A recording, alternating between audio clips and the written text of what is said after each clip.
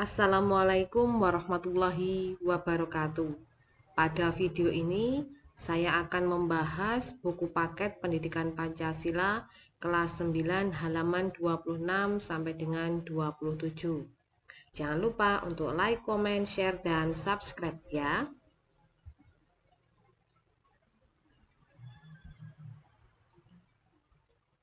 Baik, pada halaman 26 kita diminta untuk memasangkan pernyataan pada bagian A, yaitu soal, dengan bagian B secara tepat. Jadi pada soal nomor 1, ini adalah wujud dari pengalaman sila keberapa, seperti itu. Baik, sekarang kita bahas bersama. Soal nomor 1, yaitu melakukan musyawarah untuk menyelesaikan masalah. Nah, ini kata kuncinya ada di musyawarah, berarti pada sila yang keempat.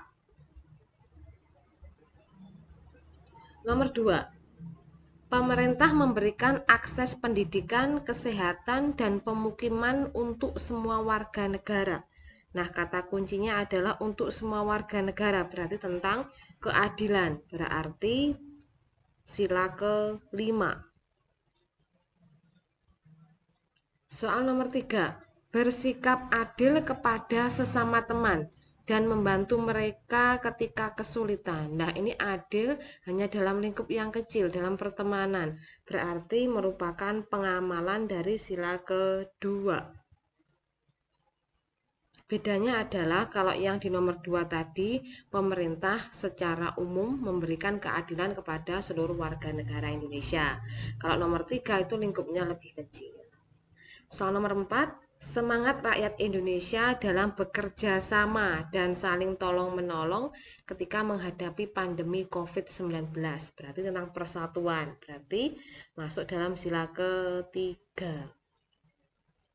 Nomor 5, beribadah dan saling menghormati pemeluk agama dan kepercayaan yang berbeda.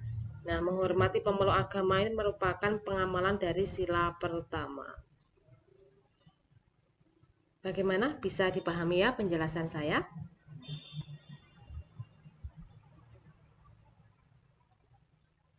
Soal selanjutnya.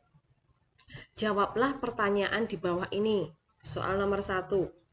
Pancasila merupakan norma dasar atau genom atau state fundamental norm yang berfungsi sebagai falsafah bernegara dan pedoman bercita-cita berbangsa dan bernegara. Bagaimana kamu menghayati Pancasila sebagai norma dasar dalam kehidupan sehari-hari? Nah, saya menghayati Pancasila sebagai norma dasar dalam kehidupan sehari-hari dengan cara sebagai berikut.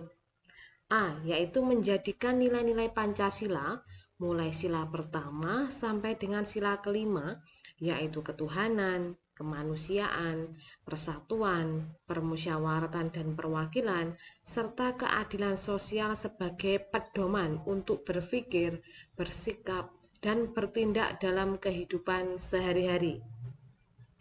B, mengimplementasikan nilai-nilai Pancasila dalam kehidupan sehari-hari, seperti menjalankan ibadah sesuai dengan agama yang kita anut, peduli terhadap sesama, toleransi, gotong royong, dan bersikap adil.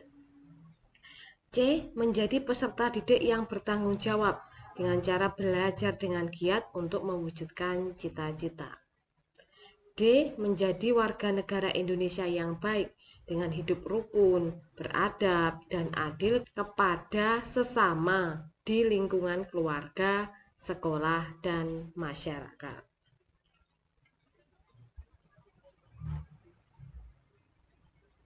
Soal nomor 2. Kondisi Indonesia yang memiliki keberagaman suku bangsa, asal daerah, agama, dan kepercayaan dan kondisi sosial ekonomi menjadi tantangan. Berdasarkan kondisi tersebut, sikap apa yang harus dimiliki oleh peserta didik ketika menghadapi keberagaman Indonesia, serta nilai-nilai Pancasila apa yang harus menjadi pedoman.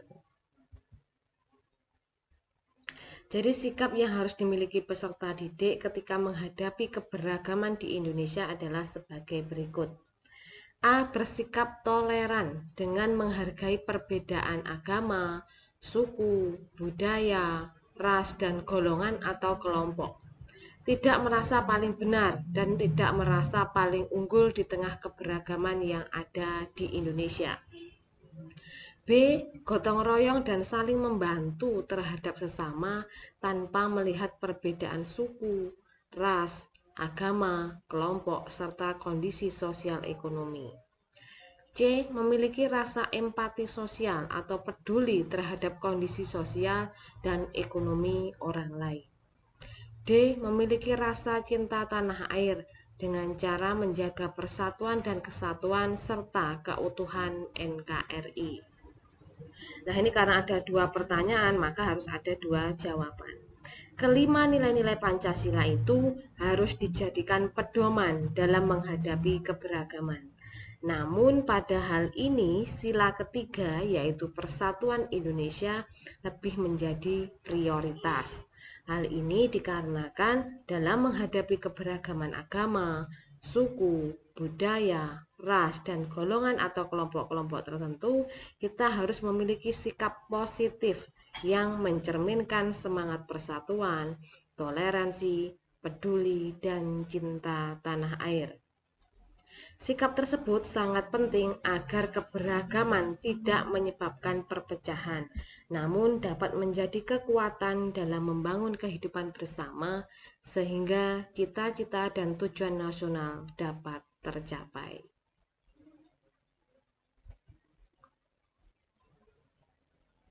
Soal nomor 3. Salah satu tujuan negara yang tercantum dalam alinea 4 Pembukaan Undang-Undang Dasar Negara Republik Indonesia tahun 1945 adalah mencerdaskan kehidupan bangsa. Apa yang harus dilakukan negara untuk mencerdaskan kehidupan bangsa Indonesia? Jelaskan pendapatmu. Upaya yang dapat dilakukan oleh negara dalam mencerdaskan kehidupan bangsa adalah sebagai berikut. A. Meningkatkan akses pendidikan yang merata bagi seluruh warga negara Indonesia. Negara harus memastikan bahwa setiap warga negara bisa mendapatkan pendidikan tanpa memandang tempat tinggal, status ekonomi, agama, atau suku tertentu. B. Meningkatkan kualitas pendidikan bagi seluruh warga negara Indonesia. Negara harus meningkatkan kualitas guru melalui pelatihan, pengembangan profesional, serta kurikulum yang relevan sesuai dengan perkembangan zaman. C. Memberikan bantuan pendidikan berupa beasiswa berprestasi, bantuan dana pendidikan, dan PIP untuk siswa dari keluarga yang kurang mampu. D. Menyediakan fasilitas dan teknologi pendidikan seperti sarana dan prasarana yang memadai, teknologi pembelajaran, aliran listrik, dan akses internet, serta yang lainnya. E. Mengutamakan riset dan pengembangan teknologi. Pemerintah perlu mendukung riset yang dilakukan oleh akademisi dan memacu pengembangan teknologi terbaru yang dapat dimanfaatkan oleh seluruh warga negara Indonesia. F. Mendukung pengembangan kreativitas dan inovasi yang dilakukan oleh anak bangsa untuk kemajuan bangsa Indonesia. G. Mendorong pendidikan karakter dan wawasan kebangsaan. Jadi pendidikan itu tidak hanya soal ilmu pengetahuan saja, tetapi juga membangun karakter, semangat kebangsaan, dan nilai-nilai Pancasila. Soal nomor 4. Dalam konteks kehidupan bernegara, Pancasila menjamin masyarakat yang beragam untuk memiliki hak yang setara dalam beribadah, bekerja, memperoleh fasilitas pendidikan dan kesehatan, jaminan sosial, dan layanan-layanan publik lainnya. Menurutmu, bagaimana cara menerapkan upaya-upaya tersebut dalam kehidupan sehari-hari?